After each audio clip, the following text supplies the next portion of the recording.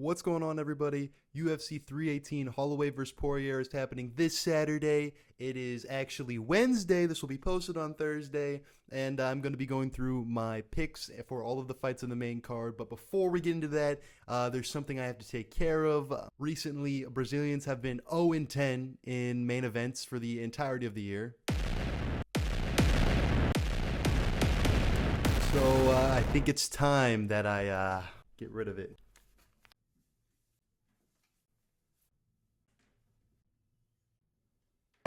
Get up, cocksuckers, it's all over. So I thought it was only fitting, since the two fighters in the main event this weekend are American, therefore my pick for the winner will be American, that we go ahead and we switch it up and we represent for our boys in America. Without further ado, let's get into my picks for every fight on the main card for UFC 318.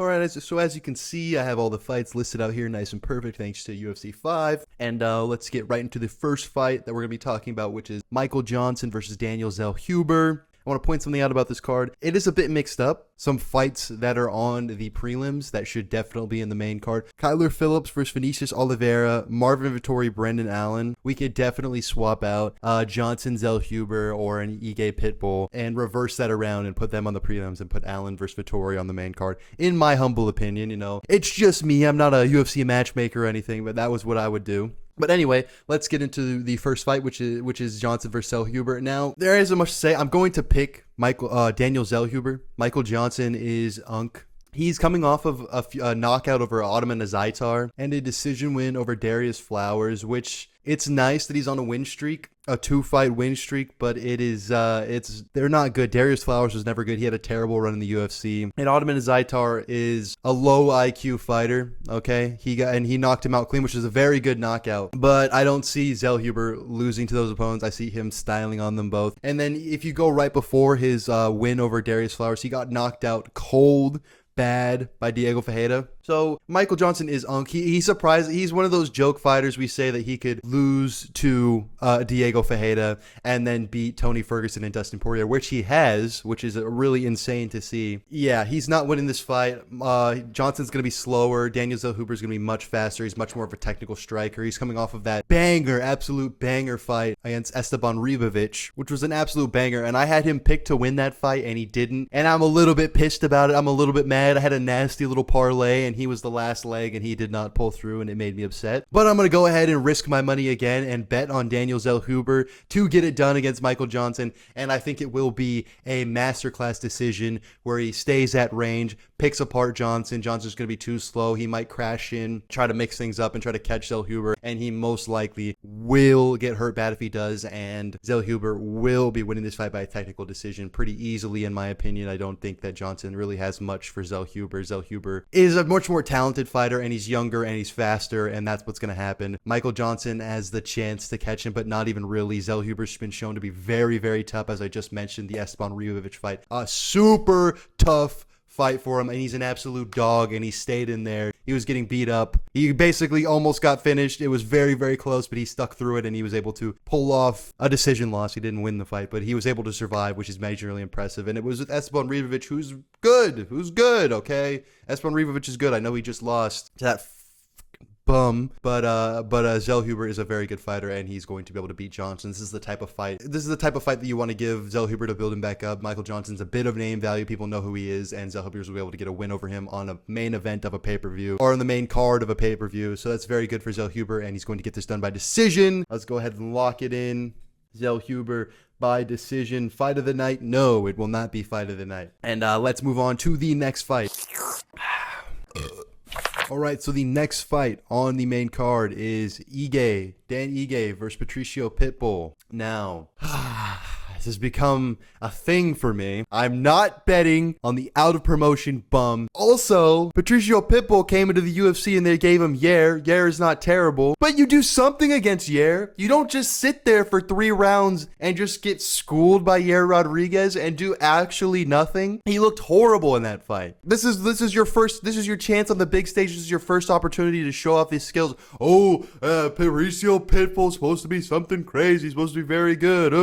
Yo! suck. Terrible performance. Get him out of here. I don't want to see Patricio Pitbull. That was boring. Ige would have done something to Yair. He would have gotten finished by Yair or maybe pulled off a KO against Yair. Dan Ige wouldn't have just sat there and done nothing. Dan Ige's an absolute dog. Ige's been in there with better competition than Pitbull, but he won a title. But he won a Bellator title. A Bellator title. I don't care. I don't care about this. Dan Ige's fought everybody. He's fought everybody at featherweight. He's coming off a win over Sean Woodson. Do you think Pitbull's winning against Sean Woodson? No. It was an early stoppage for Ige, but no. Pitbull's not winning against Sean Woodson. Pitbull loses to the guys outside of the featherweight rankings. I don't care. He just average everywhere. He's not even crazy good anywhere. He has knockouts and stuff, but I mean, bleh, bleh. Michael Chandler knocked him out. I don't want to hear anything about it. I don't care. Get Patricio Pitbull out of here. Dan Ige is going to win this by a decision. I don't think that Pitbull's bad enough to let himself get KO'd. I think that's really what he's good at, is just staying safe and doing absolutely nothing. So he's just gonna, maybe since they're similar in height, similar in build, that it's gonna be a bit more of a crash, a bit more action in this fight. I'm hoping so. Pitbull, you better do something. You better make this a good fight. But I think Ige hits harder than Pitbull. I think Ige is indeed younger than Patricio Pitbull. He's fought better competition. He's been in the UFC a long time and he's fought everybody. He's had some losses on his record, but he's good. Dan Ige is actually good. I know he's lost to a lot of the top fighters: Lerone Murphy, Movsar Evloev, Diego Lopez, Bryce Mitchell. I'm throwing in Bryce Mitchell. He's not a top fighter, but he's in the rankings. He's lost to a lot of good fighters, but they're all good fighters, and he's been in there and he has the experience with top UFC level competition, which Patricio Pitbull does not. He just doesn't have it. We're gonna call Michael Chandler some top UFC competition? No, he's not. This pisses me off. I wouldn't even want to see this on the main card, to be honest. I think they should have put Pitbull on the prelims. Ige's a fun fight. I know Pitbull has name from Bellator, but I don't care. He should have been on the prelims. I imagine Vittori Allen is probably going to not be that entertaining, I don't think, but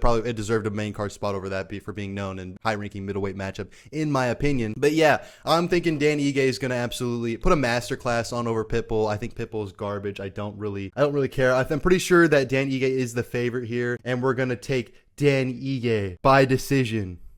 Will it be fight of the night? No. It will not be fight of the night because it won't be competitive. That is my hot take. It's not even going to be competitive. Dan Ige is just better than Patricio Pitbull. And if he loses, I'll be mad and I'll eat my words and humble pie and blah, blah, blah, blah, blah, and all that. All right, on to the next fight. All right, the third fight on the main card is Kevin Holland versus Daniel Rodriguez. This is good matchmaking. This fight was matched up before in the whole Tony Ferguson, Khamzat Chimaev debacle that happened. I think that was 2 years ago now, maybe a year ago, probably 2 years. This fight was scheduled to happen, and it didn't because Khamzat Chimaev missed weight. Kevin Holland ended up fighting Chimaev and getting submitted easily. Kevin Holland's going to beat Daniel Rodriguez. Daniel Rodriguez is a lot slower. He's a lot older. He's a lot heavier on his feet. Something I've noticed in this fight. He stands very upright. He's very heavy, very plodding forward. He hits hard, but I don't really rate him that highly. He's coming off of a win, actually, against Santiago Ponzinibbio. Forgot that he KO'd Ponzinibbio. But so did Kevin Holland pretty recently. I think within the last 3 fights, Kevin Holland KO'd Ponzinibbio. So Ponzinibbio just getting past. They're Eskimo bros on knocking out Ponzinibbio. And then he won a split decision over Alex Morono. Okay. All right, are we going to rate that a split decision? A judge gave it to Alex Morono. And then he lost to Kelvin Gastelum and Ian Gary, which the Ian Gary loss is very fair. It's a very fair loss to have. But Kevin Holland is, again, this is similar to the Pitbull Ige thing. Kevin Holland is just better. He's going to be lighter on his feet. He's going to be able to pick apart Daniel Rodriguez. They're both going to want to stand up and fight at range. I don't imagine there's going to be any takedowns in this fight. I don't think Kevin Holland's going to take D-Rod down. I don't think D-Rod's going to go for a takedown on Kevin Holland. And I think if D-Rod does, that'd be a huge mistake. I think Kevin Holland is actually pretty dangerous on the ground. He could definitely submit Daniel Rodriguez if it got to the ground. But that's not the pick I have. I think it's going to be a standing fight. I think it's going to be sort of a kickboxing fight, pretty back and forth. And I got Kevin Holland in that fight. I mean, he was standing with Wonderboy. He ended up losing that fight, but he broke his hand. It lost by TKO to a broken hand. He definitely could have won that fight, but he wrestled more. But he was able to stand with Wonderboy for a big majority of it. He got in a close fight with Jack Della Maddalena. He's fought better competition. D-Rod is just too slow. I can't get this image of D-Rod just plodding forward, being too heavy, and Kevin Holland just bouncing around in that karate style, being able to land kicks as he pleases, leg kick, low kicks, kicks to the body, punches to the head, straight punches to the head. That little 1-2 that Kevin likes to go in is probably going to land pretty easily on D-Rod. He's going to be able to get in, get out pretty easily and make this look relatively easy against Daniel Rodriguez. I don't see this being a very competitive fight. Well, I won't say that. I see that there could be a back and forth fight. I think D-Rod could hit Kevin Holland pretty hard in moments and make it a fight. Kevin Holland might say, like, oh, you got me there, buddy. You know, like talking as he usually does. But yeah, I think Kevin Holland's winning this fight for sure. He's just too quick, too light on his feet. D-Rod's too heavy on his feet. Yeah. I see that happening, and it's going to be Kevin Holland decision time. A lot of decisions I'm picking for this card. A lot of decisions, and will this be fight of the night? No, it won't be fight of the night. It's not going to be fight of the night. All right, and let's go on to the co-main event. The co-main event of a pay-per-view, everybody. The co-main event of a pay-per-view. That's what this fight is. Ugh.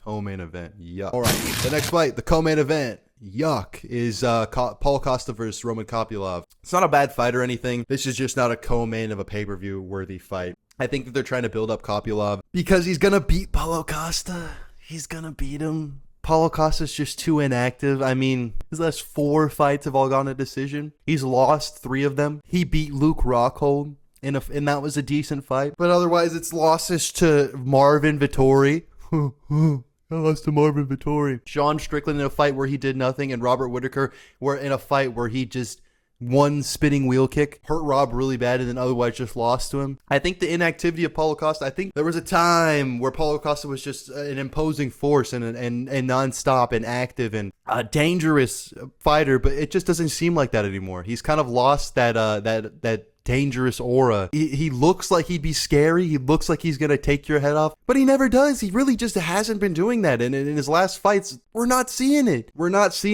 Kopylov's been much more active in his fights. I mean, he's on a decent run. I know he has one loss to Anthony Hernandez, but other than that, he's on a very good run. I mean, before the Anthony Hernandez fight, he was on a 4-fight finishing streak. Head kicks, punches, kicks. And then after his loss to Anthony Hernandez, he had a pretty stinker performance against Cesar Almeida, where he had to use his wrestling a lot, but which was smart, which shows that he's willing to do what he needs to do to win a fight. And then most recently, he has a horrible stoppage finish over Chris Curtis. Fight should not have been stopped in the last second of the last round when it was like that. But I think he won that fight. It was very close. I think it was if it had gone to the scorecards, there was a really good chance Chris Curtis could have won. But I think that he won the fight based on damage Kopylov did, and he had a ton of success against Chris Curtis. I mean, there was moments where Chris was able to piece him up and box him up, but those kicks, it's just the damage. He was able to hurt Curtis a lot more than Curtis was able to hurt him. And he's just active. He's active when he's fighting. He's throwing things out there. He's boxing. He's kicking. He's not just doing nothing. That's the main critique I have with Paulo Costa. It's just he's been so just the leg kicks and whatnot, just doing not much. Where's the boxing? Where's the activity? I don't know. Throw some jabs out there, like build up into these big punches. He's just throwing big punches and then just doing nothing, like singular shots and stuff. I don't know. I don't really see this. I don't really see this happening for Paulo Costa anymore. I think that he's going to lose a decision. I think that Paulo Costa is tough enough not to get finished by Kopylov. And if Kopylov is able to get a finish here, I would be blown away. This would be amazing. Like Kopylov stock to the moon if he's able to finish Paulo Costa, but I don't think that's going to happen. And this will be my 4th decision pick in a row. We're going with Roman Kopylov by decision. Do I see these all going to decision? Do I really? I do. I really do. Roman Kopylov is going to win this fight decision. I don't see him getting a finish over Paulo Costa. Paulo Costa is much too tough, and Paulo Costa is not going to get a finish over Kopylov. Kopylov is also very tough. Maybe if Paulo Costa were to mix in the wrestling and maybe like get his mojo back and start actually throwing and trying to win these fights, I don't see him winning decisions. I don't really see him winning a decision. I see this being a decision, and he's going to be inactive, and he's going to get picked apart. I think Costa he'll get hit with stuff, and he'll just be funny, like throw his hands up, like what, like that hurt, and then Kopylov's gonna win a decision. All 3 judges, unanimous decision. 30-27 even. I'm thinking it's like that. I haven't looked at the odds for this. They'll be up on screen when I'm saying my picks, but I'm pretty sure I'm picking all favorites here. These seem like pretty obvious picks to me. Like all of these fights seem very obvious who the winner's going to be. It seems like a mismatch of skill in every single one of these fights, in my opinion, except for the main event. When we get to the main event, I think this is going to be a very close fight, but let's get into the main event. In the main event, we have Max Holloway versus Dustin Poirier 3. Max is down 0-2 to Dustin Poirier. It's Dustin Poirier's retirement fight. Max Holloway's coming off of a KO loss to Ilia Topuria. He's going up in the 155 and staying there permanently. There's a lot on the line. But even when I lay it out like that, who sounds like there's going to win this fight? Dustin Poirier is going to retire soon. He's getting older. He's getting up there. He's talking about getting on steroids, getting jacked, and enjoying his life after this. He's ready to go. And in most of his interviews, he talk about wanting to go to war, like have a war. And I think the exact quote was he's asked if he wants this to be an early finish or not. And he says, usually he does, but for this fight he doesn't. He wants it to be a back and forth war. And then Holloway responded to that saying, okay, we're going to do this. We're going to do this. In a fight where he's just there to have fun and get into a war, is he going to be worried about doing what he needs to do to get a decision, to make the smart choices to get a decision over Holloway? No, I don't think so. I think if they're going to have moments where it's going to be fun and risky, I don't think Holloway's going to be the one to take this. I think this is important for him to get this win here. He doesn't want to be 0-3 to Dustin Poirier. He wants to end the stamp on this trilogy. Dustin Poirier is not going to care so much if he ends with a loss to Max Holloway. He already beat him twice. He's already up 2-0, or it'll be 2-1 if he loses this fight. I don't think that Dustin Poirier is going out here to do everything in his power. He's like, all he wants to do is win. I'm pretty sure Max Holloway is a lot more dedicated to getting the win here. Dustin Poirier is just here to have a good time. And in a UFC fight and an MMA fight, I'm picking the guy that's going to get the win. I'm picking the guy that's actually going to be doing everything to win this fight. I really think Holloway does not want to lose this fight. Like, he can't afford to lose this fight. He'll end up having beaten 0-3 to two different people. You can't be above people on the GOAT list, people on the list of all times if you're 0-3 to them, in my opinion. So let's get into the technicals of the fight. I think that Max Holloway is faster. Again, this is Poirier's, he's not slow by any means, but he's getting older. Holloway's a bit younger. I think he's still technically in his prime. I know people are trashing him after the Ilia fight, calling him washed and everything, trying to question. And I've seen a lot of people to doubt Ilya's title run or Ilya's runish in the UFC. They have to sort of downplay Max Holloway in his current state, but I don't think he's bad in his current state. I mean, we go back just a year or two. It's wins over Arnold Allen, wins over or knocking out the Korean Zombie. I mean, the Korean Zombie was in his retirement fight as well, but they're not bad wins to have. You're going to KO Korean Zombie, you're going to KO him. Korean Zombie was trying to do exactly what I think Dustin Poirier will do in this fight, is have moments where if he's losing by a decision, he's going to come in, come on, let's go to war, let's do this. And Holloway knocked him out for it because he's more dedicated. He's trying to get the win here. They're both coming off losses. Dustin Poirier got submitted by Islam Makhachev most recently, but that was for a title fight where he did very good. He was doing very good against Islam in moments. It was not a bad performance at all. I don't think that Dustin Poirier is completely washed either. I think he's looked very good for being at the tail end of his career. So this is not like I think Dustin Poirier is just way past his prime. I think Holloway is probably plateauing and Dustin Poirier is just slightly declining. So I think when Dustin Poirier beat Max Holloway, he was just above him and at his plateau, and Max Holloway was just right there. And now that we've ended up at a point where Max Holloway is slightly above him skill-wise in MMA as of right now. I think that Max Holloway is going to be much more active. He's going to play this safe. He's going to be on the outside. He was just in there with Ilia Topuria playing the Matador game. He eventually did lose that, but that's because Topuria's power and pressure is just different. His boxing is just different. I don't think Dustin Poirier has that one-shot KO ability over someone like Max Holloway. As we've seen in the other two fights, where it went to decision, he was able to hurt Max in moments, but Max was also able to hurt Dustin in moments. So I think that Max Holloway could play the game he did in his last fight, except he doesn't have to worry about immediately getting KO'd. Not immediately getting KO'd, but getting shut out completely and getting finished. And he just styled on Justin Gaethje. Okay, he just styled on Justin Gaethje more recently than that. He absolutely won that fight. There were moments where Gaethje landed on Holloway, but again, he was tough enough to survive those shots. And I would say Dustin Poirier hits a little bit less hard than Justin Gaethje. Power-wise, he's probably a little bit low Justin Gaethje. And Holloway took some clean shots off Gaethje. I think his chin is still going to be there. I don't think the Topuria KO is going to affect his chin too crazy. I don't think it's going to be like, oh, suddenly Max Holloway can't withstand the damage he has been recently. But yeah, I just think Holloway's going to be able to get this done. And again, I'm picking a decision. I know, boo me. I'm thinking no fun this fight. But I think this will be the fight of the night. I think it's going to be partially that Dustin Poirier is going to want to have a fun fight. Partially Max Holloway is always the game to stand in the middle and throw, but also because it would just look really nice if for the UFC if this fight ends up being fight of the night. So I think if it's a close decision between this and another fight, it'll go to this one. And I see this being a decision, and they're both highly skilled and they're fun strikers, and I see this being a win for Max Holloway. All right, that is the picks for UFC 318.